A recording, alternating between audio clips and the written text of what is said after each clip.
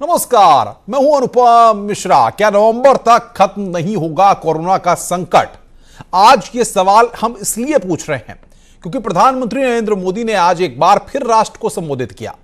अपने 17 मिनट के संबोधन में प्रधानमंत्री नरेंद्र मोदी ने कोरोना संकट की चर्चा की, भारत की हालत दुनिया के मुकाबले बेहतर बताई, लोगों से ज्यादा सावधानी बरतने और नियमों के पालन करने की अपील की गई। साथ ही 80 करोड़ जरूरतमंद लोगों के लिए प्रधानमंत्री गरीब कल्याण अन्न योजना को नवंबर तक जारी रखने का ऐलान भी किया। तो विपक्ष ने प्रधानमंत्री नरेंद्र मोदी पर निशाना साधा है। विपक्ष ने पीएम मोदी के इस ऐलान को बिहार के चुनाव से जोड़ दिया। कांग्रेस ने सीधे सीधे कहा है कि पीएम मोदी से देश को कोरोना संकट, नौकरी जैसे मुद्दों पर बातें सुनने की उम्मीद थी, लेकिन प्रधानमंत्री ने निराश किया है। तो वहीं एआईएमआईएम के अध्यक्ष असदुद्दीन ओवैसी ने ट्वीट कर मदद में भी मजहबी रंग ढूंढ लिया। ओवैसी ने ट्वीट किया कि पीएम मोदी ने दिवाली का नाम लिया, छठ का नाम लिया और अन्य त्योहारों के नाम भी लिए, लेकिन बकरीद का जिक्र उन्होंने क्यों नहीं किया।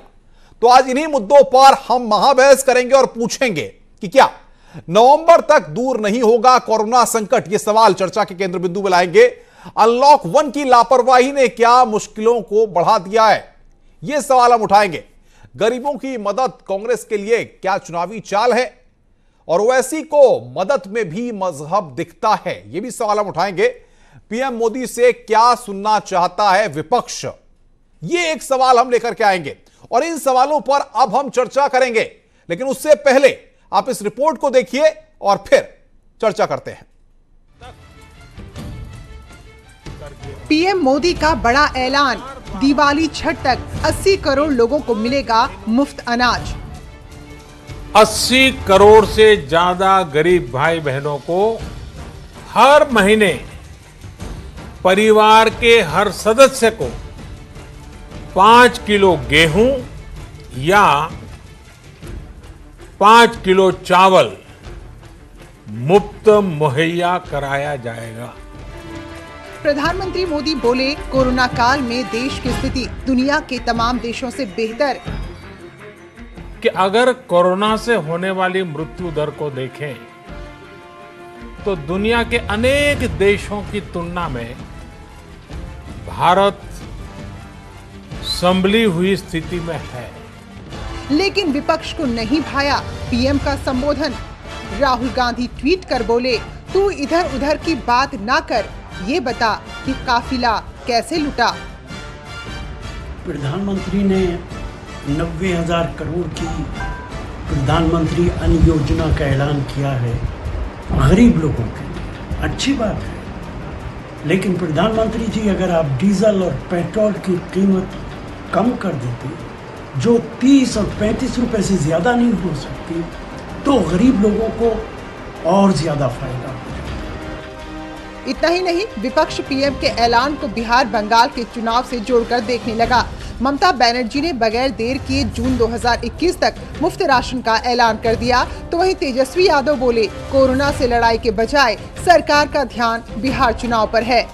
यहाँ सरकार में बैठे हुए लोगों को कोरोना से लड़ना चाहिए, तो ये लोग अपनी चुनावी तैयारी कर रहे हैं। इनको चुनाव की चिंता है, ना कि लोगों की चिंता है। ओवैसी तो एक कदम आगे बढ़ गए, ट्वीट कर बोले, पीएम ने कई त्योहारों का नाम लिया, लेकिन ईद को क्यों भूल गए। यानी ओवैसी को मदद में भी मजहब दिखाई दे रहा है। तो वहीं बीजेपी ने विपक्ष को मदद पर सियासत करने को लेकर जमकर घेरा है।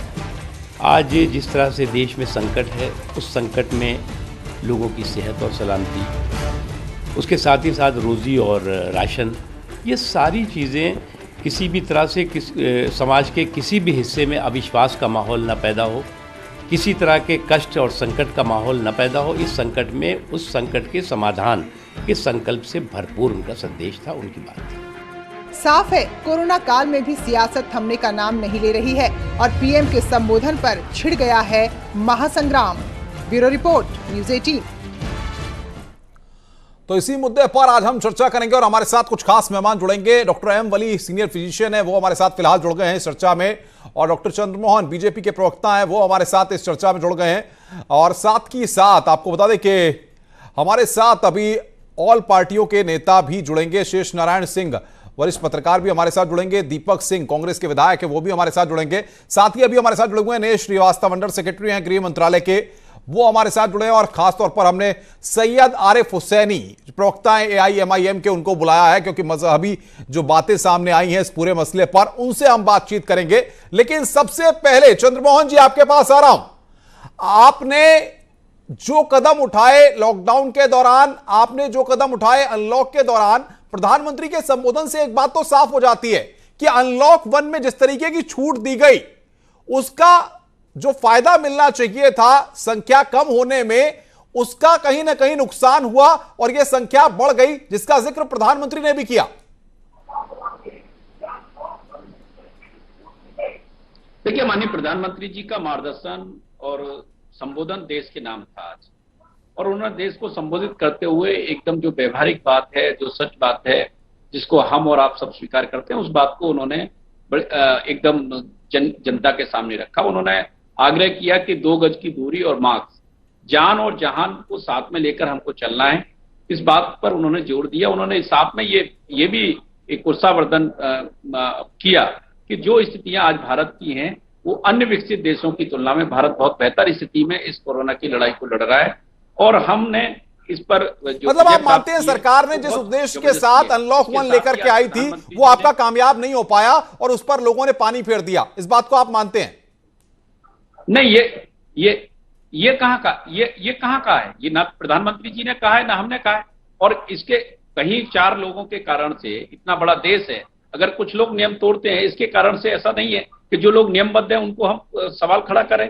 ये अनुपम जी बिल्कुल ठीक नहीं है।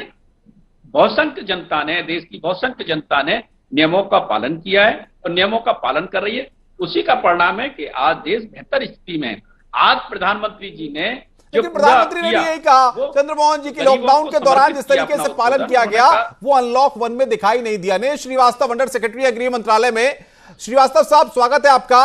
ये जो बात कही जा रही है अनलॉक 1 वाली, और अब हम अनलॉक 2 में है, अनलॉक 2 की गाइडलाइंस कल आ चुकी हैं। सवाल यह है, क्या अनलॉक 1 की लापरवाही आज हमें इस दौर में ले आई है, इस वक्त में ले आई है जब कोरोना के इतने मरीज सामने आ रहे हैं?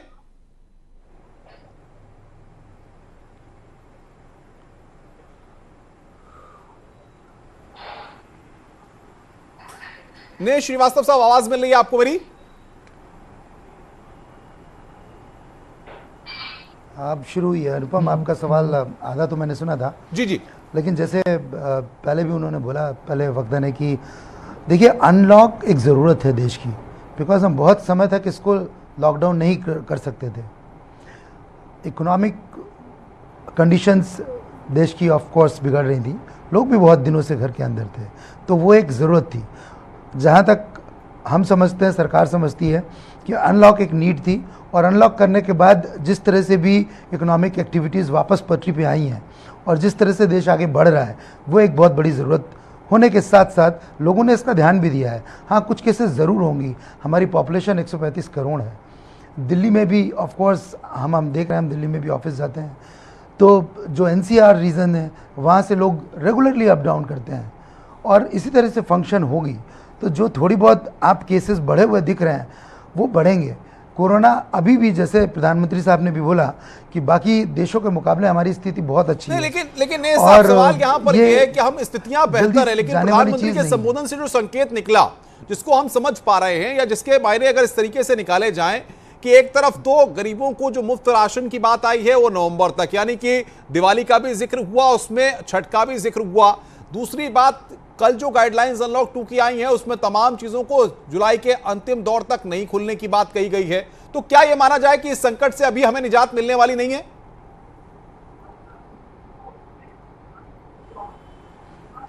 अनुपम, बिल्कुल आप और हम सभी जनता को, और जितने भी लोग हैं हिंदुस्तान में, उनको ये समझ लेना चाहिए कि हमें कोरोना के साथ ही ज़िंदगी को जीना है और लड़ना है। जैसे चंद्रमौली साहब ने भी कहा कि हमको 2 गज दूरी और मास्क ज़रूरी है, वो लगा के चलना है, और इस आदत को अपनी जीवन शैली में ढाल लेना है, और इसी के साथ आगे बढ़ना भी। मतलब आपको कहना है कि अब हमें कोरोना के साथ जीना है और कोरोना के साथ ही आगे अपनी जिंदगी को आगे लेके जाना है। डॉक्टर M वली, सीनियर फिजिशियन है आप, जो बातें डॉक्टर साहब आपने सुनी होंगी तमाम चर्चाओं में, ने साहब आ रहा हूं मैं आपके पास, एम वली साहब, कि ये वैक्सीन आ रही है, इस वैक्सीन को लेकर के बातें हो रही हैं। सवाल ये है कि प्रधानमंत्री ने आत्मनिर्भर होने की बात कही, प्रधानमंत्री ने कोरोना को लेकर के मैसेज देने की बात की। सवाल ये है कि अनलॉक 1 जिसको हमने सबने देखा, क्या उस वक्त अगर गंभीरता दिखाई गई होती तो अनलॉक 2 में ये परिस्थिति, ये हालात नहीं होते?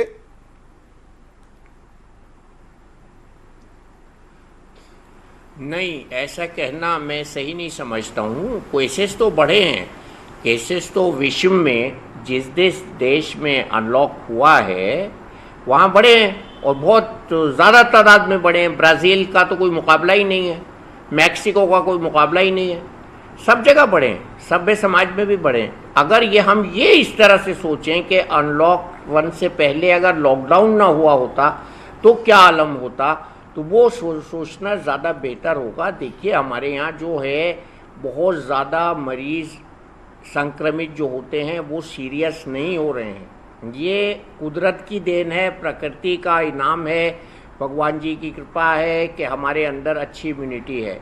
अभी तीसरी MMR वैक्सीन का भी रोल आया है कल ही कि हमारे अंदर कुछ न कुछ टीकों की वजह से, खाने की वजह से, टीबी की वजह से, मलेरिया की वजह से हम लोग कम सफर कर रहे हैं और हल्की तरह सफर कर रहे हैं। बिल्कुल वली साहब, महत्वपूर्ण बात आप कह रहे हैं, इस पर मैं आऊंगा। मेरे साथ सैयद आरिफ हुसैनी जो गए, जो कि प्रवक्ता है AIMIM के। आरिफ साहब, स्वागत है आपका। सवाल ये है, प्रधानमंत्री देश की जनता के लिए काम कर रहे हैं, देश की जनता को कोई संकट ना हो, गरीबों को कोई संकट ना हो, उसके लिए इतने लोगों को मुफ्त में अनाज, मुफ्त में राशन दे रहे हैं। विपक्षियों ने भी इसकी मांग की थी। अब आप इसको मजहबी रंग देने की कोशिश क्यों कर रहे हैं? क्यों आप कह रहे हैं कि बकरीद का नाम नहीं लिया? अच्छा, तो साहब क्या सबका साथ सबका विकास का नारा किसका लगाया हुआ था? हमारा था कि प्रधानमंत्री साहब का था लगाया हुआ नारा? ये नारा तो प्रधानमंत्री साहब ने ये नारा लगा के देश की सबसे बड़ी गति पे बैठ गए। और आप कह रहे हैं कि गरीबों को अनाज देने की बात कर रहे हैं, तो साहब एक बात बताना पड़ेगा प्रधानमंत्री साहब को और बीजेपी के स्पोक्स पर्सन को कि किस तरह का अनाज गरीबों को दिया जा रहा है। मैं महाराष्ट्र की बात कर रहा हूँ आपसे। मतलब मुसलमानों को ये अनाज नहीं मिलेगा, हिंदू को मिलेगा, सिख को मिलेगा, ईसाई को मिलेगा, सबको मिलेगा आप कहते हैं, मुसलमानों के लिए नहीं है अगर बकरीद का नाम नहीं लिया तो? क्या ऐसा मतलब है आपका? नहीं तो साहब क्यों साहब सबका साथ सबका विकास का नारा किनका था? आप प्रधानमंत्री साहब का था ना, क्यों जबान में मोहचारी पर बकरीद का नाम लेने के लिए? ये सवाल का जवाब तो देना पड़ेगा। भाई चंद्रमोहन जी जवाब दीजिए, देने की बात ये सुनना चाहते हैं जवाब आपका। चंद्रमोहन जी जवाब दीजिए। देखिए अनुपम जी, हम सबका साथ सबका विकास और सबका विश्वास, ये हमारा संकल्प है, हम इसे पूरा कर रहे हैं। मैं पूछना चाहता हूँ, जाकर देख लो हमारे उत्तर प्रदेश में अगर किसी से धर्म के आधार पर भेदभाव हुआ हो, उत्तर प्रदेश में किसी के साथ में धार्मिक आधार पर भेदभाव हुआ हो तो कोई बता दे हमको। सबके साथ एक समान व्यवहार है। हमने शौचालय तो हर प्रधानमंत्री साहब खुलेआम भेदभाव कर रहे हैं, देश के प्रधानमंत्री साहब कर रहे हैं, क्या प्रदेश की बात कर रहे हैं? कोई भी विकास कार्य किया है, अभी अनाज दिया है साहब, सिर्फ झूठ बात कर रहे हैं बीजेपी के लोग। बीजेपी के लोग पूरी तरीके से फैला हो चुके हैं, एक्सपोज हो चुके हैं। वो ये वोट बैंक की पॉलिटिक्स, ये वोट बैंक की घटिया पॉलिटिक्स करना बंद कर दो। अच्छा, वोट बैंक की पॉलिटिक्स मत करो। आज वोट बैंक की पॉलिटिक्स नरेंद्र मोदी जी ने की है। गरीब को, हिंदू समाज को एक जगह करने के लिए वोट बैंक की बात कीजिए। में मत बांटो। गरीब का मतलब गरीब होता है। अरे साहब, आपसे हमने बड़ा सीधा सवाल करे, आप जवाब किधर दे रहे? गरीब को झूठ बोल रहे हैं, आप झूठ बोल रहे हैं, प्रधानमंत्री भी झूठ बोल रहे हैं, पूरे बीजेपी के लोग सिर्फ लफाजबाजी कर रहे हैं। पूरे बीजेपी के लोग भाई जनता फैसला करेगी। आरिफ साहब, जनता फैसला करेगी कौन नफरत पैदा कर रहा है और कौन प्यार बांट रहा है। रुकिए आरिफ हुसैनी, रुकिए चंद्रमोहन, रुकिए। दीपक सिंह हमारे साथ हो गए हैं, कांग्रेस के MLC हैं। दीपक सिंह, आज तो आप खुश होंगे, आपकी पार्टी ने जिन 7 मांगों को रखा था, बीजेपी ने गरीबों को मुफ्त राशन की बात कर दी। आज तो आप खुश होंगे, सरकार को बधाई देनी चाहिए आपको।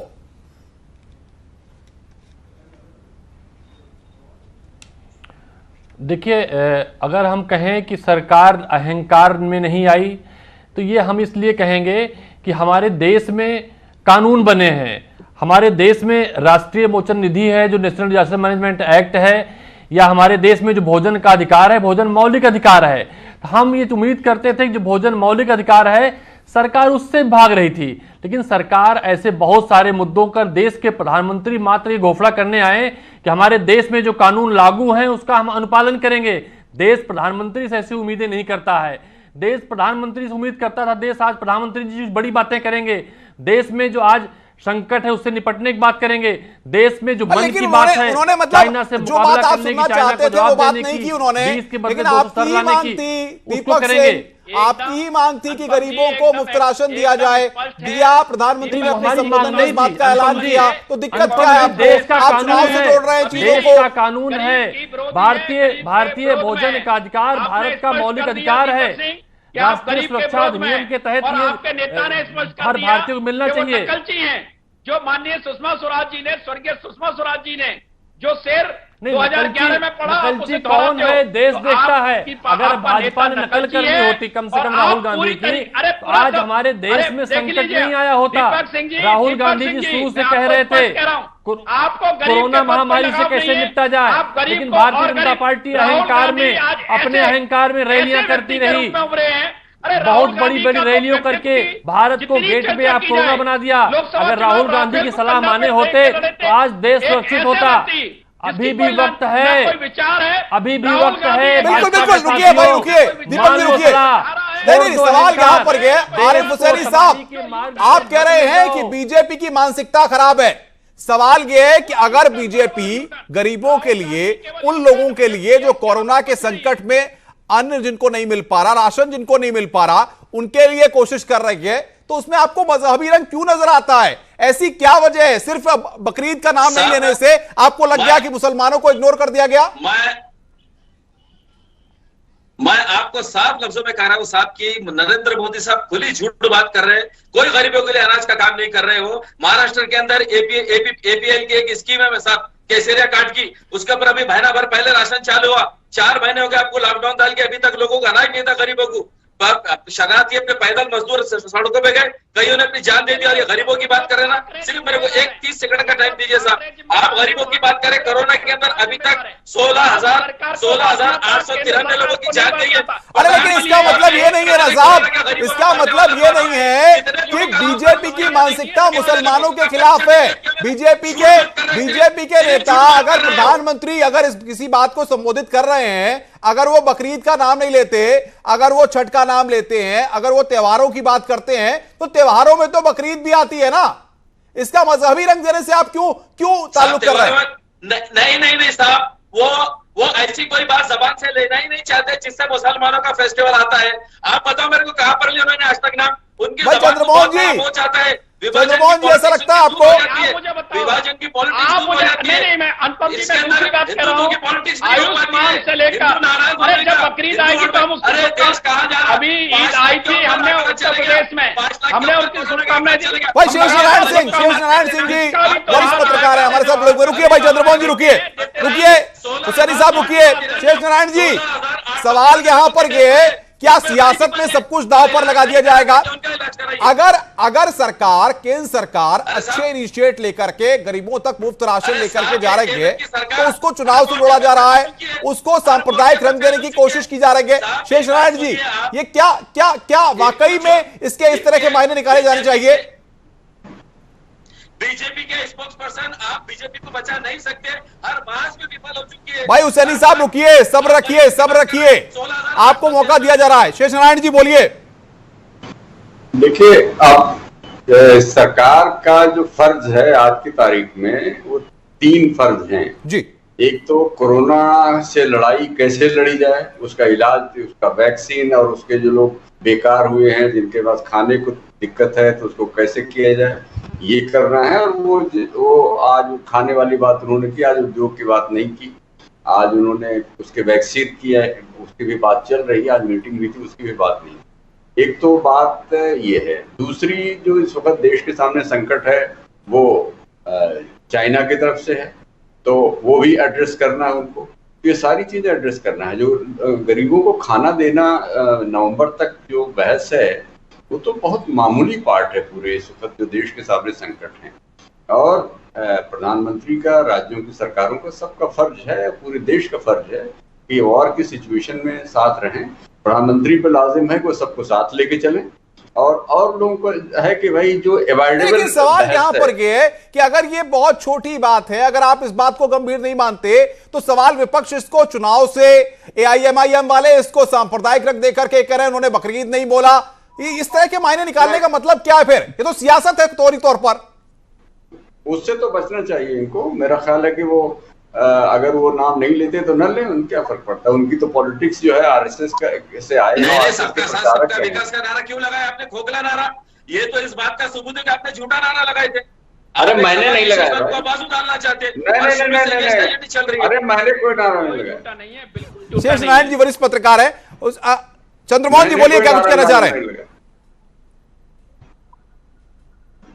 देखिए अनुपम जी, मैं पूछना चाहता हूं कि केंद्र सरकार के द्वारा, भारतीय जनता पार्टी राज्य सरकारों के द्वारा जितनी योजनाएं आई हैं, कोई भी एक योजना हिंदू मुसलमान के नाम पर हो तो कोई बता दे मुझे। बताइए आरिफ साहब, जवाब दीजिए। जवाब दीजिए। चाहे शौचालय की बात हो, चाहे आवास की बात हो, कोई एक योजना मुझे बता दें कि ये योजना हिंदू मुसलमान की है, मैं बता सकता हूँ। और मैं पूर्व की सरकारों को बता सकता हूँ, उत्तर प्रदेश में वो सरकारें थी जो कब्रिस्तान की चारदीवारी बना सकती, लेकिन शमशान घाट बदहाली में छोड़े हुए थे। आज हम सबका साथ सबके विकास के प्रतिबद्ध है, प्रतिबद्धता से चंद्रमोहन जी रुकिए। एम वली साहब सीनियर फिजिशियन है, उनसे समझ लेते हैं। जो बातें सियासत के केंद्र बिंदु में कभी रुकती नहीं है, सियासत का पन्ना लिखते रहो तो कभी भरता नहीं है। वली साहब, जो वास्तविक स्थिति इस देश की इस वक्त है, कोरोना को लेकर के जो आंकड़े हैं और प्रधानमंत्री का संबोधन और स्वास्थ्य महकमे के और तमाम लोगों के जो प्रयास हैं, इन सब के बाद सिचुएशन को आप किस तरीके से देखते हैं? कैसे इस संकट से हम निपटेंगे? साहब अभी आप कह रहे हैं कि गरीबों की सुन लीजिए हुसैनी साहब, इतना बहुत ब्रॉड माइंडेड। देखिए आप मुझको बोलने दीजिए। जी बोलिए। बहुत ब्रॉड माइंडेड कॉन्टेक्स्ट में मैंने आपको एक वर्ड बोलना चाह रहा था। उससे पहले मैं गीता का एक श्लोक पढ़ूंगा जिसका कोरोना से बड़ा गहरा संबंध है। पांचजन्यम ऋषिकेशो देवदत्तम धनंजया पौंड्रम दम्यो महाशंका भीम कर्मा व्रकोदया। इसमें श्री कृष्ण भगवान ने पांचजन्य और अर्जुन ने देवदत्त और भयानक कम करने वाले भीमसेन जी ने पौंड्रम नामक महाशंख बजाया। इस महाभारत से अच्छा यह है कि हम इस शंख से शिक्षा लें कि हमको लंग्स को मजबूत करने के लिए शंख बजाना है या कृष्ण जी की बांसुरी बजानी है, या इस्लाम में जो बताया गया है कलौंजी खाइए वो करना है, तो ये अच्छा होगा। गरीब की भूख को एड्रेस किया गया है, इसका कोई धर्म नहीं होता मेरे हिसाब से। कोरोना जब तक रहेगा हमको इसी तरह एकजुट होकर काम करना चाहिए, काम करना पड़ेगा। ये इस तरह की बातों से मेरे हिसाब से कोई ज़रूरत नहीं है। कोरोना हमको नहीं तो बर्बाद कर डालेगा। इस वक्त जो मुझे अपील की है, जो बात, तो क्या इस बात को हम नहीं समझ पा रहे हैं वली साहब? Address to the carelessness on one side and poverty and भूख, जो हम अभी तक मैं कह रहा था चिल्ला के ये भूखे जा रहे हैं और लोग नाराज होते थे जब मैं ऐसे बोलता था कि भूखी लेबर जा रही है, इनकी भूख इनको घर ले जा रही है, तो उसी को तो एड्रेस किया है। इसमें what is wrong? This is nothing wrong. मैं इसको ऐसे देख रहा हूँ, मैं थोड़ा ब्रॉड माइंडेड पर्सपेक्टिव से देख रहा हूँ। और कोरोना के साथ रहना है, ऐसे बहुत से मसले आएंगे। अभी लोगों को ब्लड डोनेशन का मसला आएगा, फिर देखिए क्या होगा। सबका खून सबको चढ़ेगा, सब लोग ब्लड देंगे, प्लाज्मा देंगे, सब एक दूसरे की सहायता करेंगे, तो ये होने वाला है। आज दिल्ली में ब्लड बैंक बना है, ये होगा। सबका खून लाल होता है, सबको ब्लड देना है, ये करना पड़ेगा। भारत गंगा जमनी तहजीब का नाम है। बिल्कुल बिल्कुल वली साहब, बहुत महत्वपूर्ण बात आपने कही है। जाहिर तौर पर कि सियासत एक तरफ है, हमें इस सिचुएशन को समझना होगा और वास्तविक तौर पर जो लापरवाही जो लोग बरत रहे हैं वो इसका खामियाजा भी भुगतेंगे। ये बात डॉक्टर वली साहब बड़ी प्राथमिकता के आधार पर कह रहे हैं। दीपक सिंह, सवाल यहां पर यह है भाई, अगर प्रधानमंत्री मदद कर रहे हैं लोगों की तो मदद हो रही है, इसमें आपको चुनाव क्यों नजर आता है? आपको क्यों लग रहा है कि ये सब चुनाव के लिए हो रहा है? बिहार का चुनाव, बंगाल में जो है ममता बनर्जी कह दे रही हैं कि हम मुफ्त राशन दे रहे हैं। सवाल यहां पर ये, इस तरह की चीजें क्यों निकल रही हैं सामने? आपको ऐसा क्यों लगता है? ये तो आप ही की मांग थी।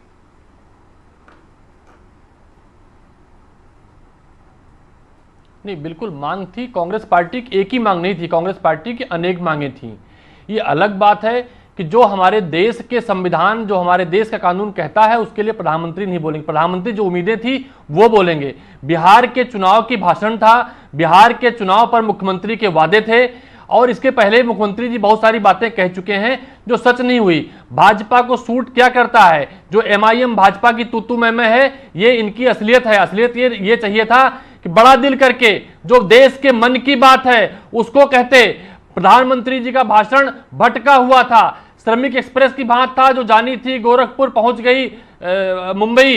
तो इस तरह से इसको चुनाव का पूरा केंद्र बिंदु बना के बिहार को भाई चंद्रमोहन जी, ऐसा लगता है आपको वो कांग्रेस इस तरह के आरोप लगा रही है, क्या इसका पॉलिटिकल माइलेज लेने की बीजेपी ने कोशिश की है? जवाब दीजिए। देखिए अनुपम जी, कांग्रेस जो है वो गरीब को गरीब रखना चाहती है, गरीब को बदहाल रखना चाहती है, क्योंकि जो पलायन भी हुआ वो कांग्रेस शासित राज्यों से हुआ। अरे एक भी चंद्रमोहन जी, आप भाजपा की कोई स्कीम बताइए जो आज इस कोरोना महामारी में कारगर हो। आज वही स्कीमें चल रही हैं जो कांग्रेस पार्टी ने लागू की थी। राहुल गांधी केवल और केवल फोटो सेशन। राहुल गांधी क्या कर रहे हैं भाई? एक दिन फोटो सेशन कराया दिल्ली में बदहाल स्थिति है, लेकिन राहुल, अरे प्रधानमंत्री आज घोषणा मंत्री बनकर सामने आए थे। राहुल गांधी जी ने जो कहा सच हुआ। राहुल गांधी देश के जिम्मेदार सांसद हैं, उसके नाते अगर उनकी बात मानी होती तो आज हमारा देश सुरक्षित होता। उनकी बातें आप तो मान नहीं रहे थे, क्योंकि आप अहंकार में थे। देश के प्रधानमंत्री जी की फोटो को शौक हो गया। जो बातें आज कहने आए थे, क्या क्रेडिट गेम चल रहा है कोई क्या? अरे साहब दीपक सिंह, सवाल यहाँ पर ये है, अगर आपने जो बात कही वो बीजेपी ने मानी, क्या क्रेडिट गेम है? क्या आप उसका क्रेडिट मांग रहे हैं? रुपए तेल के बड़े दाम से आए हैं, उसको गरीबों में बांटेंगे। अरे ये योजनाएं तो भारत में चल रही थी, कांग्रेस पार्टी की बनाई हुई स्कीमें हैं। मैं रोकूंगा। चंद्रमोहन जी रुकिए भाई, रुकिए। हुसैनी साहब मत बांटो इंसान को, हिंदू मुस्लिम सिख ईसाई सब भाई भाई हैं।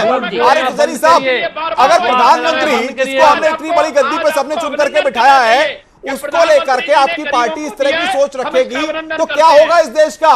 मुसलमान कैसे भरोसा करेंगे प्रधानमंत्री पर अगर आप जैसे लोग इस तरह के नफरत के बीज बोएंगे?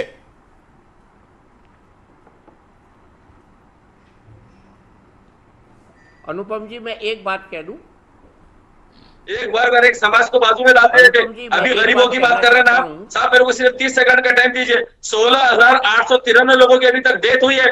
प्रधानमंत्री ने कौन से गरीब के लिए अभी तक मुआवजा देने की बात की है? कौन सा मुआवजा देने की बात की है? सिर्फ झूठ पे झूठ बोले जा रहे हैं। पूरे बीजेपी के लोगों ने देश का सत्यानाश करके रख दिया। डीजल पेट्रोल से आगे निकल गया। और अभी आपको मालूम होगा कि इनका जो टेररिज्म से लड़ने का क्या नारा है। अभी देवेंद्र सिंह जो है तो टेररिस्ट को लेकर दिल्ली को आ रहा है तो उसका चार्जशीट सारी चीजें ठीक है भाई, लेकिन सिर्फ बकरीद न बोलने से आप इसको हिंदू मुस्लिम के चश्मे से नहीं देख सकते, नहीं देख सकते। चंद्रमोहन जी, देखा जा सकता है क्या इसको? इसमें हिंदू मुस्लिम आया? देखिए, ये केवल और केवल सांप्रदायिकता की बातें करना, देश विरोधी बातें करना, यही इनका चेहरा है, वही ये दोहरा रहे हैं। आज इनको बोलना चाहिए राजनीति कर रही है, महाराष्ट्र में नहीं बोलेंगे। महाराष्ट्र में क्या हालत हो रही है कोरोना से लड़ाई नहीं बोलेंगे। ये जो बोलना है वो भाजपा के खिलाफ बोलेंगे। क्यों नहीं कर रहे प्रधानमंत्री? 16 लाख। अरे भाई, आज देश की क्या हालत कर दी है? कांग्रेस पार्टी पूरे देश की बात करती है। आज पूरे देश के लोगों के लिए कांग्रेस पार्टी ने छत्तीसगढ़ में शुरू किया था, वो मॉडल पूरे देश में होना चाहिए। पूरे देश को लोगों को न्याय मिलना चाहिए। आपने 22 करोड़ रुपए कमाए हैं टैक्स के नाम पर। दीपक सिंह, कांग्रेस आज कहीं नहीं है। कांग्रेस दुर्दशा इसीलिए 15 उद्योगपतियों को सारा पैसा बांटा नहीं पता है। आप केवल दिग्भ्रमित पार्टी है कांग्रेस। वली साहब, ये यही कारण है क्या जो ये सब हम देख रहे हैं कि कोई मजहब की रोटियां सेक रहा है, कोई सियासी रोटियां सेक रहा है, और ये हालात हो गए हैं कि हमारे माथे पर चिंताएं हैं, शिकन है कि हम इससे कैसे निपटें? मैं बता रहा